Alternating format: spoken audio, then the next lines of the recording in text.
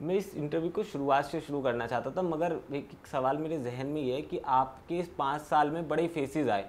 एक बड़ा आपने जो दौर देखा वो दंगों का देखा, जब दिल्ली दहल रही थी और आप सड़कों पर निकले हुए थे।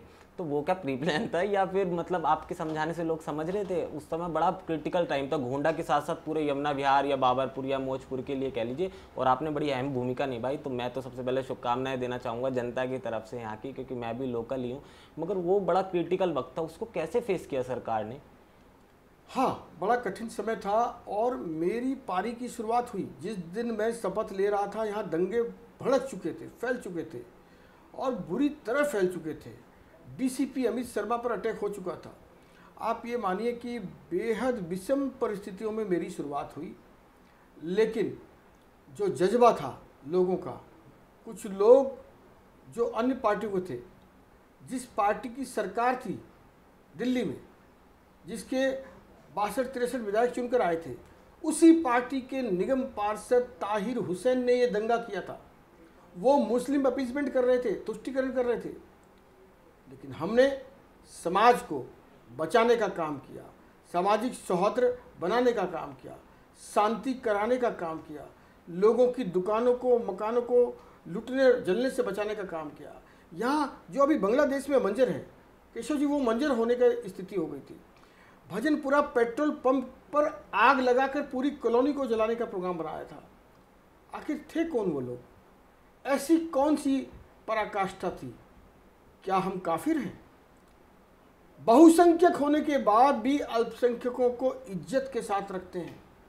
मेरे पूरे ब्लॉक में सिर्फ एक मुस्लिम परिवार था मेरी गली के पीछे, वो सुरक्षित रहा। क्यों? क्योंकि हिंदू सहिष्णु है, हिंदू सबको साथ लेके चलता है। ये CAA के कारण जो दंगा हुआ, वो दंगा होना नहीं चाहिए था। मैं अब भी जिम्मेदारी से कहता हूँ, जिसको पाकिस्तान का प्रेम हो वह मुझे सूची दे दें, मैं उनकी जाने की व्यवस्था कर दूंगा।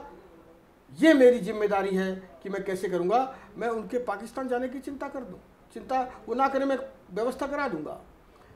अगर भारत से प्रेम है तो मिलकर रहना सीखना होगा, वसुधैव कुटुंबकम में रहना होगा, सबके धर्मों का आदर करना होगा, सबको सम्मान के साथ। अगर सरकार भी कोई पॉलिसी लाती है, अगर आदरणीय प्रधानमंत्री नरेंद्र मोदी जी कहते हैं सबका साथ, सबका विकास, सबका विश्वास, सबका प्रयास, तो करते हैं। पानी लेकर आते, सड़क लेकर आते, प्रधानमंत्री आवास योजना लेकर आते, आयुष्मान से हेल्थ कार्ड देते, तो सबको देते हैं। धर्म देखकर नहीं देते, जाति देखकर नहीं देते। तो आप लोग, जिन लोगों ने ये दंगा फैलाया, जिस पार्टी ने दंगा फैलाया, उस पर प्रश्न खड़ा होता है। लेकिन मेरा हिंदू समाज, ये सनातनी, अपनी रक्षा के लिए तो खड़ा हुआ, लेकिन उसने कभी भी दंगा करने का प्रयास नहीं किया। और मैंने उनको साथ लेकर के, उनको मना करके, उनको समझा करके, दोनों ही पक्षों के साथ बैठ करके शांति स्थापित करने में एक छोटी सी गिलहरी वाली भूमिका निभाने का प्रयास किया। हाँ, आप तो जब जिलाध्यक्ष हुआ करते थे बड़े पोलाइट नेचर के हुआ करते थे, ये विधानसभा में पहुंच के इतने एग्रेसिव कैसे हो गए आप? अब तो बड़े दहाड़ते और सीधा और भाव भाव में क्या बोल जाते हो पाकिस्तान। आपका इलाका जहां आप रहते हो बड़ा पोर्श इलाका है, मगर जो आपकी विधानसभा है उसमें कई मुस्लिम बहुल इलाके भी आते हैं। तो आपको डर नहीं लगता कि दंगों में तो बड़े ज़बरदस्त तरीके से घूम रहे, तो उस समय था थोड़ा सा डर? देखिए, प्रभु के आशीर्वाद से मेरे अंदर फियर फैक्टर कभी भी नहीं रहा। रात को 2 बजे मेरे दलित भाई विनोद की हत्या गली नंबर 1 ब्रह्मपुरी में होती है और मैं यहाँ यमुना विहार से चल पड़ता हूँ। पीछे कारवां बन जाता है। डीसीपी साहब ने कहा सर खतरा है। मैंने कहा मैं खतरों का खिलाड़ी हूँ। मेरा भाई की हत्या हो गई वहाँ, मैं नहीं रुक सकता। मैं वहाँ गया, परिवार को सांत्वना दी। एक पक्ष जो आहत था, पीड़ित था, जिसकी हत्या हुई थी, उनको संभालने का काम किया, ढांढस देने का काम किया। तो दूसरी पक्ष को कहीं समझाना था तो समझाने का प्रयास किया, और कहीं धमकाना था तो धमकाने का भी प्रयास किया। आपसे समझ जाता है दूसरा पक्ष? समझता है, क्योंकि उनको ये पता है काम कौन आएगा, उनकी सड़कें कौन बनाता है, कोरोना में उनको वैक्सीन कौन देता है, उनके नल में पानी आता है, उनका गटर गंदा होता है, तो सेवा का काम भी एक सच्चे जनसेवक के रूप में मैं करता हूँ। इसीलिए यह समझाने समझने की प्रक्रिया चल जाती है। दिल्ली दंगों का दोषी कौन आपकी नज़र में? दिल्ली दंगों का दोषी ताहिर हुसैन, आम आदमी पार्टी और मुस्लिम अपीजमेंट करने वाली वो पार्टियां हैं, वो कांग्रेस पार्टी हो, वो आम आदमी पार्टी हो, दोनों पार्टियों ने पूरी ज़िंदगी जब से इनकी पार्टी पैदा हुई है मुस्लिम अपीजमेंट का काम किया है। हम सर्वधर्म समभाव यानी सभी धर्मों को समान आदर के साथ प्रकट करते हैं, लेकिन वो लोग ऑलवेज, और मुस्लिम अपीजमेंट ही सिर्फ नहीं करते, उसके आड़ में वो देशद्रोहियों के साथ भी खड़े हो जाते हैं। जब नारे लगते हैं जवाहरलाल नेहरू यूनिवर्सिटी में, भारत तेरे टुकड़े होंगे इंशाअल्लाह, अफजल हम शर्मिंदा है तेरे कातिल जिंदा है, तो यही राहुल गांधी, यही अरविंद केजरीवाल, यही वृंदा कारात वहाँ सपोर्ट करने जाते हैं। और जो नारे लगवाने वाला कन्हैया था वो हमारे आदरणीय सांसद मनोज तिवारी जी के सामने खड़ा होता है।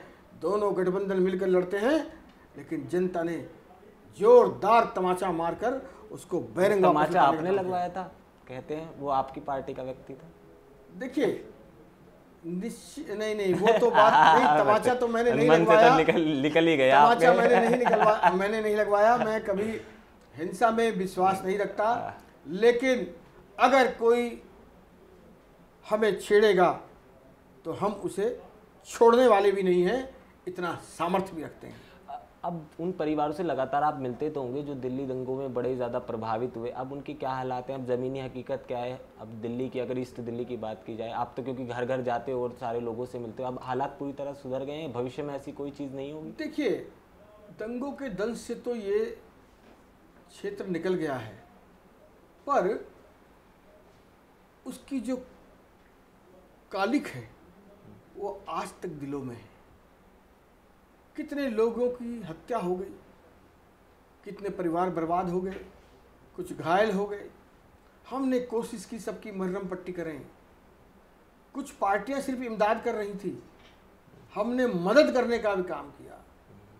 हमने उन परिवारों की बच्चों की फीस कैसे जाए, कैसे उनको किचन का खर्चा वहन हो, किसी गरीब के पास जो निर्दोष है अगर वकील नहीं है, उसकी जमानत का इंतजाम नहीं है, तो वो सब भी एक प्रयास समाज के माध्यम से हुआ है ताकि उनके जख्मों पर मरहम लग सके, समाज में शांति लौट सके और सब लोग ठीक प्रकार से आदर करते हुए एक दूसरे का रह सके। एक आखिरी सवाल इसी वाले दंगों के मुद्दों से रिलेट, उसके बाद फिर हम आगे बढ़ेंगे। आपको ऐसा लगता है कि कई निर्दोष लोग अभी भी जेलों में हैं दंगों से लेके? कुछ एक हो सकते हैं, लेकिन मुझे लगता है 99% लोग निर्दोष जो थे वो बाहर आ चुके हैं, और जिनके पास डायरेक्ट एविडेंस थे, जिनके खिलाफ, वो किसी भी धर्म के हों, किसी भी समुदाय को हों, किसी भी पक्ष के हों, उन पर कुछ लोगों को अभी अंदर हैं और अभी ट्रायल चल रहा है।